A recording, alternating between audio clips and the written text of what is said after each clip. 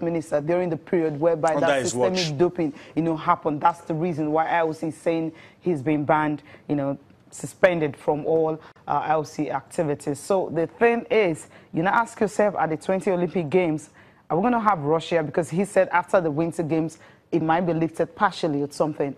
Then maybe by then they would have complied. And another thing is, I think maybe the next talk I was going to listen to had to do with people actually asking him, what if Russia decides to actually, not to compete at the next Olympic Games? That's if the ban is lifted, what's going to happen?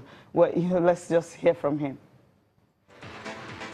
No, this sanction should draw a line now under this very sad period for the Olympic movement. And now, then after this sanction has been implemented, has been respected and accepted, then we should look forward into a cleaner future of sport, and this is why the IOC has already taken measures. This systemic manipulation of the anti-doping system in Russia was an unprecedented attack on the integrity of the Olympic Games. So this is why the IOC Executive Board has today suspended the Russian Olympic Committee with immediate effect, but has also respected the individual rights of the clean athletes by allowing individual clean athletes from Russia to participate in the Olympic Winter Games Pyeongchang 2018. An Olympic boycott has never served anything.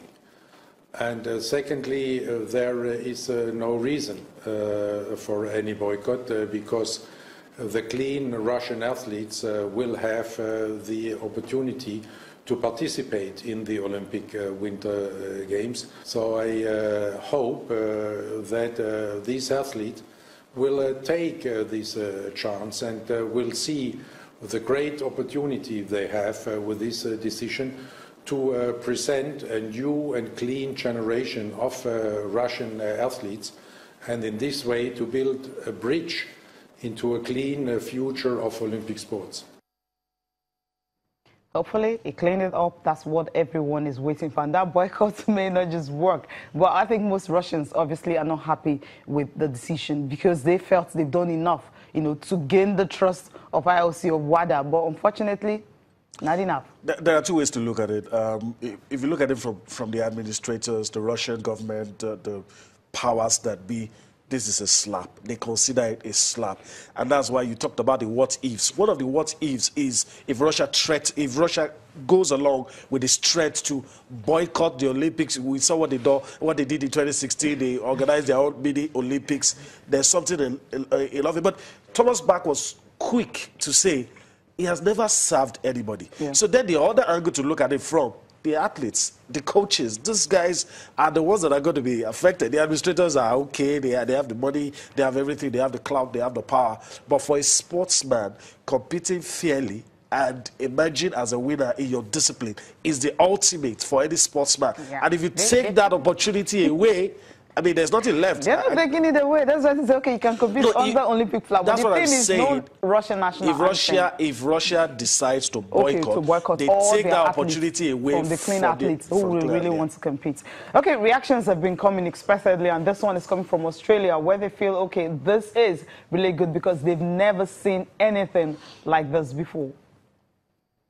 I've never seen anything like this in my involvement in the Olympic movement. Obviously, you go back to some dark era, back in the 60s and 70s when a lot of drug cheating was taking place behind the Eastern Bloc in those days. But in the modern context, this is orchestrated cheating. That's what took place over there in Russia and by the host nation, and that's why I think it's such a serious offence that they committed and why there's been such a serious response. From my point of view, what I've observed is the IOC has been diligent in allowing due process, so for all parties to be heard. They've allowed that. It's taken quite a long time, and I'm delighted that it's now finished before the competition season gets underway, coming up to Pyeongchang. And I think we now have a very clear way forward that only clean athletes from Russia will be competing at these games, and I think that's appropriate. I think it does establish a very even playing field. Every athlete that comes from Russia that will be at those games will have been tested, I'm sure, many times. They have to pass very strict criteria to be there, and that's absolutely appropriate. Everybody from every nation wants to be there and have an even playing field, not have athletes who are there with any serious history involved in drugs. And in this way, the Russian athletes are going to have to pass some really big tests to be there, and I think that's a good thing. I know our athletes will be pleased about that, and I know our athletes will enjoy having everybody who can get to those games there as long as they're clean. I think it's a huge lesson to be learned from this. I mean, it's a very severe punishment, but it's appropriate punishment. I call them sports crimes, if you like, were serious ones, and the message has been sent loud and clear. I'm very confident that going forward the Russians will change their behaviour. I think the world will be watching very closely, and the world just won't be taking them at their own word. They'll be following, I'm sure, the athletes from Russia very closely to make sure that they're clean for many years to come. Everyone watching Russia closely right now. Okay, from that doping issue, we'll move straight quickly to the NBA. Talking about some results from last night, but 3 games decided. And the first one, Washington Wizards and Portland Trail Blazers. It was 106-92. Washington Wizards trying.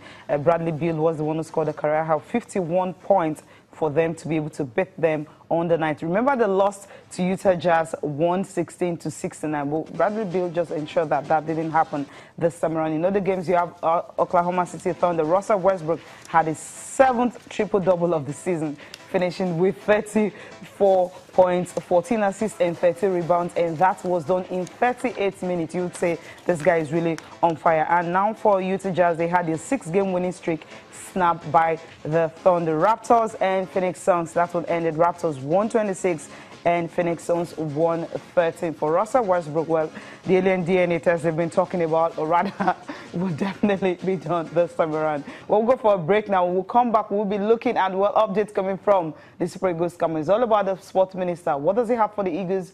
You watch out after this break.